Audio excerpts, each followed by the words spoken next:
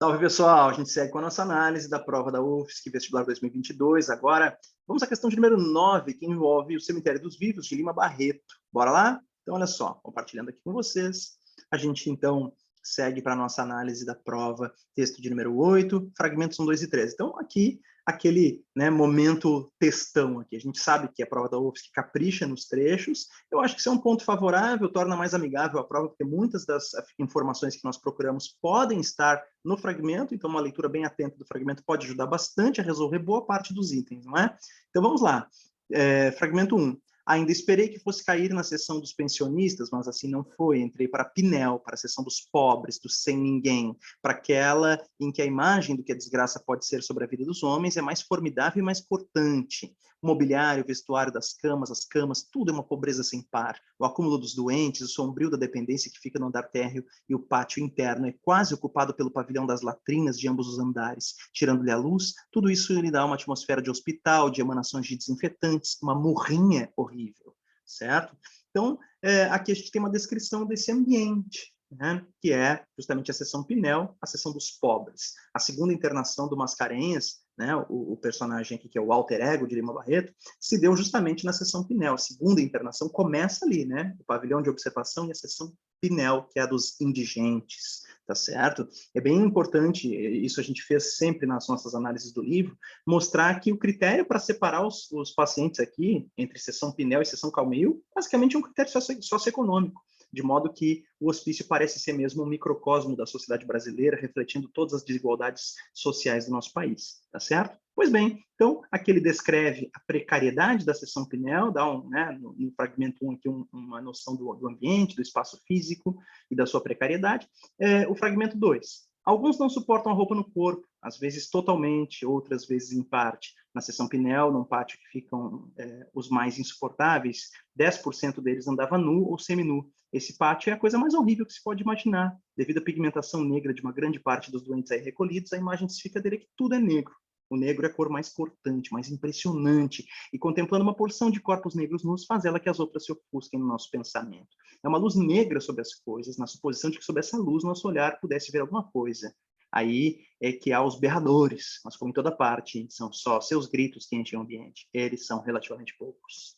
Então, aqui a gente tem, né, uma impressão mais sobre as figuras humanas, destacando-se a presença maciça, né, de pessoas negras no ambiente, que é justamente o mais marginalizado do hospício, que já é por si só um lugar bem marginal. Portanto, isso pode servir, evidentemente, de ponto de partida para uma reflexão sobre o racismo estrutural, né, no nosso país, ou seja, qual é, né, o espaço mais marginal e quem é que ocupa esse espaço. A gente pode observar que essa desproporção aqui na presença de negros no pior lugar do hospício já indica o modo diferenciado como são tratadas as pessoas negras no nosso país. A elas é destinado sempre o lugar mais marginal da nossa sociedade, via de regra, né? Quer dizer, se houver alguma exceção, lamentavelmente será exceção.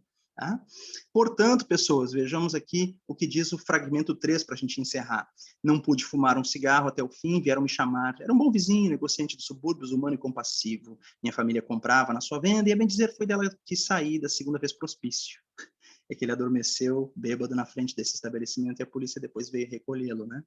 E aí o dono daquele estabelecimento ficou com pena, foi lá depois visitar o Mascarenhas, e olha só, deu-me cigarros e jornais. Conversamos 10 minutos e senti bem naquele homem simples, de pouca cultura, a piedade profunda que lhe inspirava. Foi a segunda satisfação que o hospício me dava. Havia bondade e simpatia de homem para homem, independentemente de interesse e parentesco. Bom, então, analisamos os fragmentos, vejam que isso é trabalhoso, não é? Na hora da prova eu sei que não é nada fácil, depois a gente fazer a leitura dos itens e ficar verificando, né, a veracidade deles ali dentro do texto. Mas vamos lá. Item número 1. Os 3 fragmentos apontam para os horrores da vida dos enclausurados no hospício, como o mau cheiro, a negritude do ambiente e a falta de solidariedade. Né? Fragmentos 1, 2 e 3. Observem já que fica bem flagrante que a falta de solidariedade não é o tema do fragmento 3, justamente o contrário. Né? Houve ali um gesto de solidariedade, tudo bem, vindo de alguém que é um visitante, mas então não se pode falar que o tema aqui seria falta de solidariedade no fragmento 3. Sobre a questão da negritude do ambiente, na verdade o fragmento 2 está falando a respeito da impressão que o narrador tem sobre o fato de que a maioria das pessoas ali, uma boa parte das pessoas ali, eram negras, tá certo?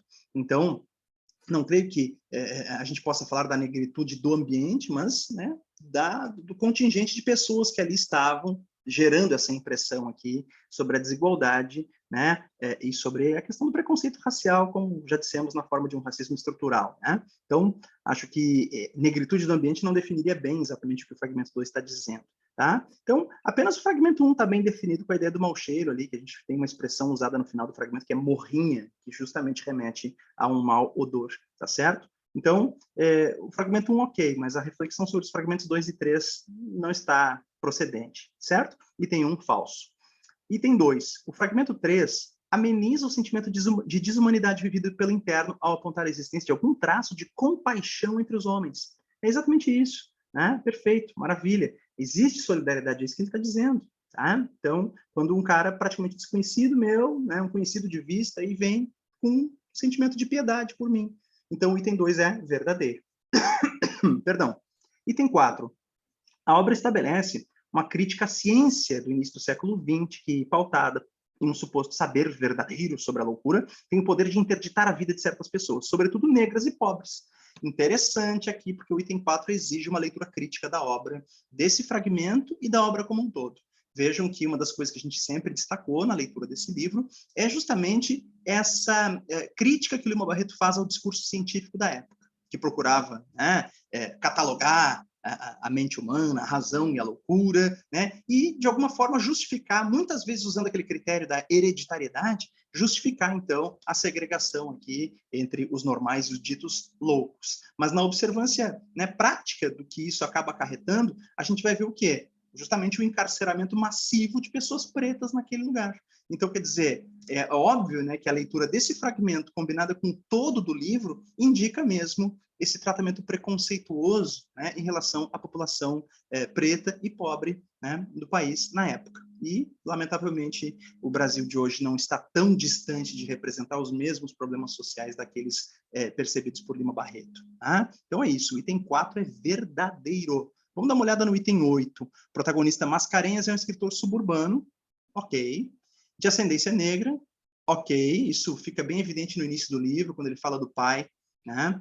Que o pai tinha um parente lá que era racista, certo?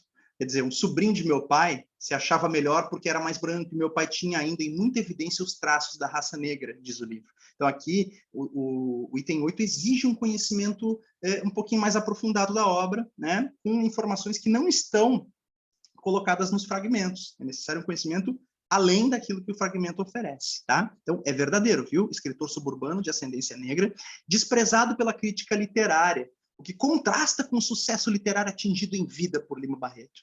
E aí, pessoal, a gente sabe que Lima Barreto sempre foi um escritor maldito, né? Durante o período em que ele viveu e produziu a sua obra, ele sempre, né, foi bastante marginalizado, tanto pelo fato de não se utilizar normalmente da mesma linguagem que os escritores, né, eruditos, lá como Machado de Assis utilizavam, né, quanto e principalmente pelo fato de ser ele, né, justamente um escritor do subúrbio, de camadas pobres da população brasileira, né, e um cara que se colocava como um escritor preto. Uma coisa curiosa é a gente perceber que o Machado de Assis parece ter feito um movimento de adesão à elite branca, sentindo-se parte dela e sendo tratado também como branco, certo? O Machado, que era mestiço. E já o Lima Barreto, também mestiço, se coloca como preto, é tratado como preto e acaba sendo muitas vezes desvalorizado, né, na sua produção literária, na sua força, né, artística e intelectual aqui, tá bem? Então, pessoal, aqui está errado o item 8, porque está dizendo que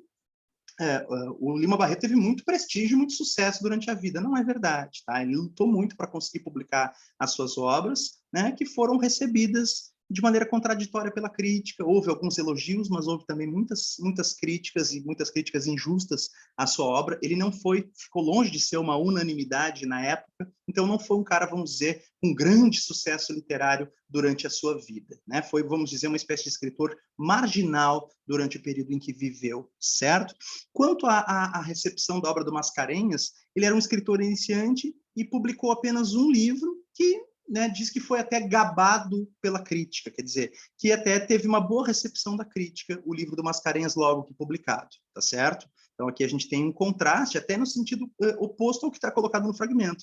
O Mascarenhas teria sido até elogiado pela crítica, ao passo que o Lima Barreto, ele, né, sofreu muito mais com críticas negativas, desabonadoras à sua obra, do que propriamente com algum tipo de elogio, prestígio e tal. Tá bem? Então, o item 8 é falso. Tá bem? Lima Barreto não foi exatamente um escritor de grande sucesso em vida. Sua obra hoje é muito mais reconhecida do que era na época em que ele viveu. Beleza? Bom, pessoal, item 8, falso. 16. O primeiro fragmento tem como foco principal a descrição do ambiente físico. Sim, nós falamos isso. Segundo, descrição do ambiente humano.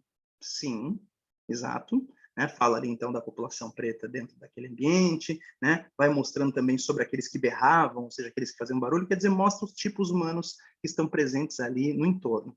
E o terceiro fragmento é a descrição de uma relação humana em particular, quer dizer, o sujeito que veio me visitar e prestar solidariedade a mim, uma relação mais específica do narrador com o seu visitante ali. Perfeito? Então, sim, o item 16 está absolutamente correto na sequência que foi enumerada aqui.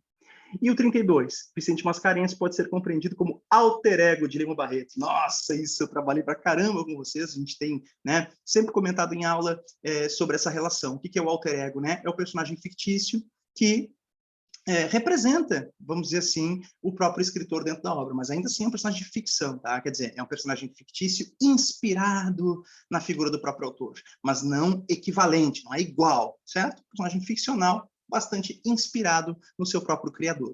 Esse é o alter ego, o outro eu de Lima Barreto, que é o Vicente Mascarenhas. Beleza? Turma, então era isso. Fizemos uma análise aí dessa questão um pouco mais trabalhosa, né? Bastante interessante, bastante exigente, né? A respeito da compreensão do livro e dos fragmentos. E a gente segue aí na finaleira aí para as últimas questões aí de literatura na prova. Beleza? Valeu!